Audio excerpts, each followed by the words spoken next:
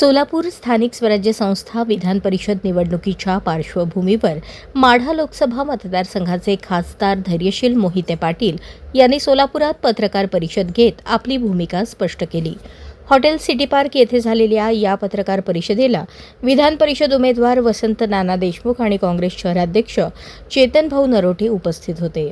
यावेळी बोलताना मोहिते पाटील यांनी निवडणूक बिनविरोध न करता पूर्ण ताकदीने लढण्याचा स्पष्ट आदेश शरद पवार यांनी दिला आहे. त्यामुळे महाविकास आघाडीचे उमेदवार वसंत नाना देशमुख निवडणुकीच्या रिंगणात कायम आहेत असे सांगितले.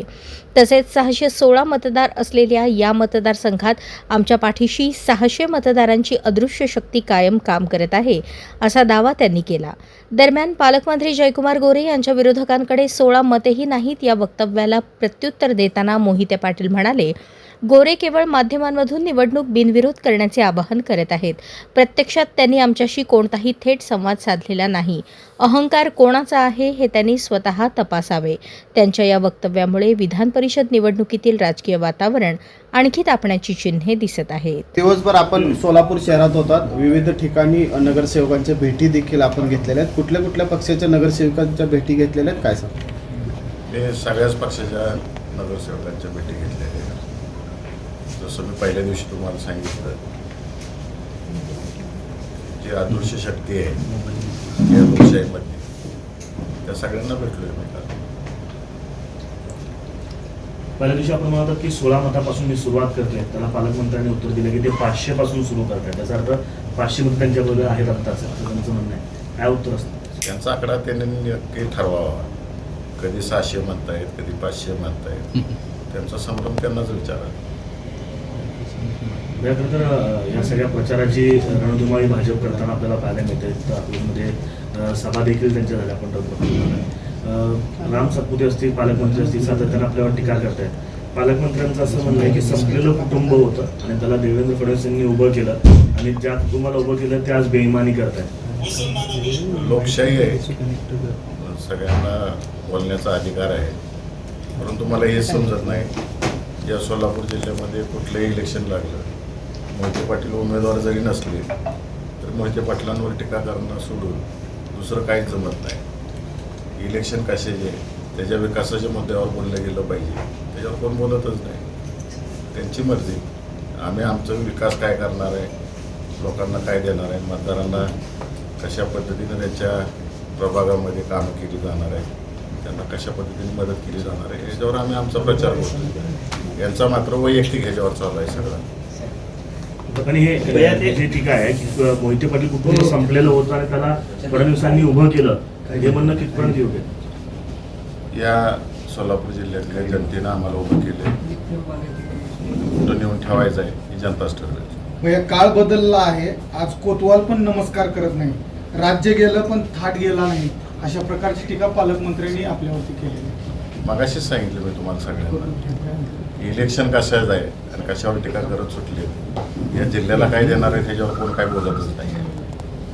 पण थेट अशा प्रकारे टीका करतायत की कोतवाल देखील नमस्कार करत नाही, म्हणजे कुठंतरी वेगळ्या पद्धतीनं ही निवडणूक जाते असं वाटत नाही. त्यांची संस्कृती दाखवून देते. साहेब, काल राम सातपुते असं म्हणतात की एका सभेदरम्यान की हातात फोन घेऊन बसले होते ज्यावेळेस विड्रॉल करायचा शेवटचा दिवस होतो, की आम्हाला मुख्यमंत्र्यांचा फोन येईल, पालकमंत्र्यांचा फोन येईल, अशा अपेक्षेने बसले होते. अशा पद्धतीची टीका केलेली आहे तुमच्यावरती. तुम्ही पत्रकारांनी सगळीकडं प्रसारण दाखवलेलं आहे. आमच्या विरोधी पक्षातल्या नेते मंडळींचे संभाषण दाखवलेले आहे. त्यामुळं तुम्हीच क्रॉस व्हेरीफाय करा, पालकमंत्र्यांचं स्टेटमेंट काय आणि जो कोण नाव घेतलं तुम्ही त्या व्यक्तीचं त्याचं स्टेटमेंट काय आहे. दोघांची विरुद्ध दिशेची स्टेटमेंट आहे. जयकुमार गोरे असं देखील म्हणाले की देवेंद्र फडणवीसांना ज्या कुटुंबाने दगा दिला त्यांना आम्ही धडा शिकवू, अशा पद्धतीचा पुढे मी माझ्या पक्षाचा प्रचार करतोय. माझ्या मतदारांना माझ्या जिल्ह्यात काय विकास होणार आहे हे सांगतोय. देवेंद्र फडणवीसांनी काय साथ दिली, काय तुम्हाला उभा करण्यासाठी काय प्रयत्न केले त्याच्याबद्दल सांगा ना. मी याच्यापूर्वी अनेक वेळा बोललेलो आहे आणि उघड बोललेलं आहे. काय मदत केली जाहीरपणाने सांगितलेलं आहे, ते जाहीर आभारही मानलेले आहेत. भैया, उत्तम जानकरांबाबत आपण म्हणाला होतात की घरातली भांडणं घरात मिटली का? घरातली भांडणं मी काय सांगू कशी मिटली आहे, काय मिटलं का नाही ते दिसेल तुम्हाला. राम सातपुते असं म्हणतात की यांना विधान परिषद निवडणूक लढवण्याची पुढं हिंमत नाही केली पाहिजे यांनी, यांना असं धडा शिकवला पाहिजे. 4 वेळा संपलेल्या व्यक्तीवर मी बोलत नाही. खरं तर पालकमंत्री काल भाषणामध्ये असंही म्हणाले की मी या जिल्ह्याचा पोस्टमॅन आहे आणि तुमच्या मतं जे आहेत ते मी मुख्यमंत्र्यांपर्यंत पोहोचवतो आणि तिथून जर मला आदेश आले की कार्यक्रम करायचा तर मी एखाद्याचा कार्यक्रमही करतो आणि कोणाचा कार्यक्रम लावायचा असेल तर त्याचा कार्यक्रमही लावतो. ते पालकमंत्री आहेत का पोस्टमन आहेत हे त्यांनी ठरवावं. भैया खरं तर आपल्याच गटाचे आणि आपल्या पक्षाचे आमदार आहेत करमाळ्याचे, त्यांनी जाहीरपणे पाठिंबा जो आहे तो भाजपला दिलेला आहे. काय नक्की कारण आहेत? कारण अर्ज भरायच्या वेळेस सुद्धा ते होते, त्यानंतर जाहीर बैठक घेऊन त्यांनी पाठिंबा सुद्धा दिलेला आहे नारायणआबा पाटलांनी. त्यांनाच विचारलेलं बरं आहे मला विचारण्यापेक्षा. आता माझे मतदार माझ्या बरोबर आहेत, मतदारांबरोबर मी काम करतोय. त्यांचे म्हणजे JDP सदस्य आहेत त्यांचे काही किंवा जे पंचायत समिती सदस्य ते सुद्धा त्या बैठकीत होते आणि कुठेतरी ते आपल्यापासून त्यांनी फारकत घेतली आहे का आणि याचा परिणाम आगामी लोकसभेवर होईल का? 600 अदृश्य मतदार माझ्या बरोबर आहेत. साहेब की राजेंद्र राऊत यांनी मध्यंतरी काही दिवस अगोदर DCC बँकेचा घोटाळा बाहेर काढला होता आणि त्याच्यामध्ये जे आहे की जे आत्ता भाजपमध्ये आलेले नेते आहेत आणि पूर्वी आपल्या पक्षात असतील किंवा अन्य पक्षातले जे नेते आहेत त्यांची नावं प्रामुख्याने होते. आता ते नेते भाजपमध्ये आहेत. अदृश्य शक्ती हीच नेते तुमच्या पाठीमध्ये. माझे मतदार, माझ्या उमेदवारांचे मतदार हे अदृश्य शक्ती आणि आम्ही कोणतेही विषय काढलेले नाहीत. आम्ही दुसऱ्या मुद्द्यांवरही इलेक्शन लढत नाही. स्थानिक स्वराज्य संस्थे जे आहेत त्या मुद्द्यांवरही इलेक्शन लढतोय. त्यामुळं कोणाला कुठल्या गोष्टी आम्ही न बोलता काय लागत असेल तर त्यात आम्ही जबाबदार नाही त्याला.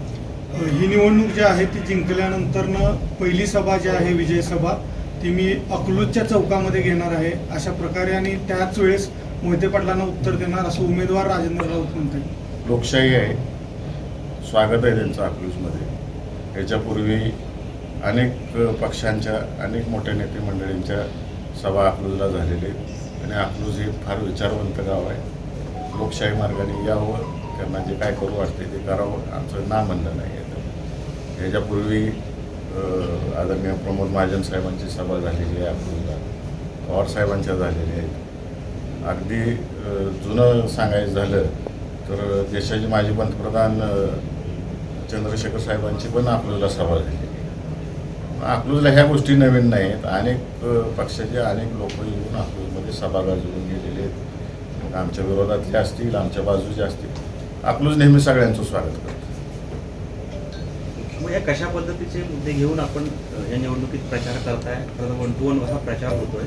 काय मुद्दे प्रामुख्याने असतील आणि काय सांगतात? आमचे प्रामुख्याने मुद्दे हे आहेत की जो मतदार ह्यामध्ये निवडून आलेला आहे त्याला लोकांनी विश्वास ठेवून निवडून दिलेले हे सगळे मतदार आहेत आणि त्यांना त्यांच्या त्यांच्या प्रभागामध्ये त्यांच्या गावाचा विकास करायचा आहे आणि हा विकास करत असताना कुठं राजकारणाचा दुजाभाव झाला नाही पाहिजे आणि त्यांच्या हक्काचा निधी त्यांच्या प्रभागामधला असेल, त्यांच्या गावचा असेल तो मिळाला पाहिजे आणि तेच आम्ही प्रामुख्याने मुद्दे मांडतोय आणि मतदारांना आश्वासित करतोय की आम्ही तुमच्या मागे खंबीरपणाने उभा राहू. भैया खरं तर सुरुवातीला काँग्रेसने देखील अर्ज भरला होता आणि आपण देखील AB फॉर्मवर अर्ज भरला होता. त्यामध्ये भाजप कुठेतरी स्ट्रॅटेजिकली चुकली का? कारण काँग्रेसचा अर्ज बाद झाला आणि आता त्यांच्या गळ्याची हड्डी बनले राष्ट्रवादी, असं कुठे चित्र आहे का? कारण तुलनेनं काँग्रेस त्यांना सोपी होती, मात्र आता राष्ट्रवादी जे आहे ते ग्रामीण भागात जास्त संख्याबळ असलेलं आहे आणि ग्रासरूटला आहे, त्यामुळे भाजपला अडचणीचं ठरतंय का? हे त्यांनाच विचारायला लागलं अडचणीच ठरतंय का काय? कारण का एवढं पाशवी बहुमत आहे असं सांगतात ते, एवढं घाबरून का पळायला लागली? स्वतःच्या मतदारांवर विश्वास नाही असं दिसतंय. सुभाष देशमुख असं म्हणालेत की भाजपकडे अदृश्य शक्ती आहेत आणि ह्या सर्व शक्ती आमच्यासाठी काम करतील. हा औपरोधिक टोला होता भाजपच्या नेत्यांना की काय वाटतं?